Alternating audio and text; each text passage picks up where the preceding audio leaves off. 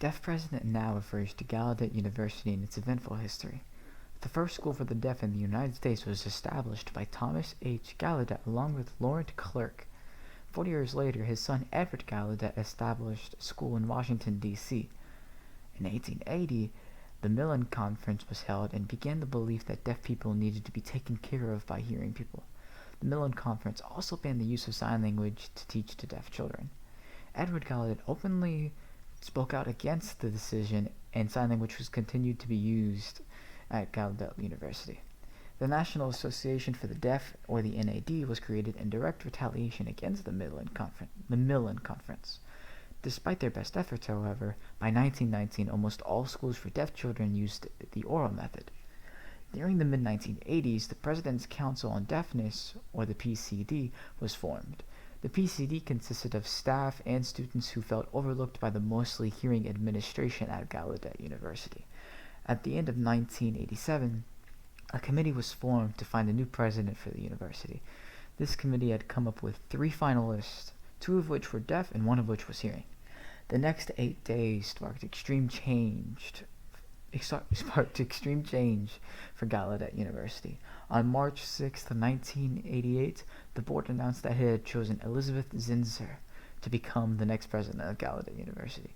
The chairman of the board, Jane Spillman, was overheard explaining why Zinser was their choice, and was quoted saying, "Deaf people are not able to function in a hearing world."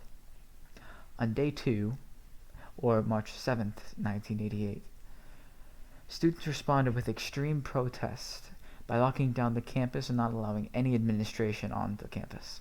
The students had 4 demands, the first of which was that Zinser must resign, the second of which was that Jane Spillman must resign from the board, the third of which was that the percentage of deaf members on the board of trustees must be increased to at least 51%. The final demand was that there must be no reprisals against any of the protesters. On day 3, the lockdown on the campus was lifted. However, the students boycotted their classes in order to attend speeches and rallies. This day marked the formation for the Deaf President Now Council. On day 4, Dr. Zinser agreed to begin her presidency early, and Dr. Jordan spoke in support of her. Despite the demands from the students, Zinser refused to step down. On day 5, the lockdown on campus resumed because of a rumor that Zinser and Spillman were going to force their way onto campus. Dr. Jordan retracted his earlier support of Zinser and said that the students' demands were perfectly justified.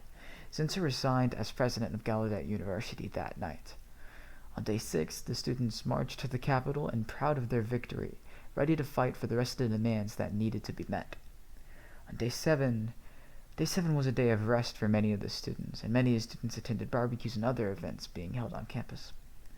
Day 8, the board had reconvened in an emergency meeting to announce that Spillman had resigned and a task force will be set up to meet the demand of the 51% deaf majority on the board. No reprisals were held against the students, and Dr. I. King Jordan was named the 8th president and first deaf president of Gallaudet University. Because of this movement at Gallaudet University, American Sign Language classes started being offered at many high schools and colleges as a foreign language.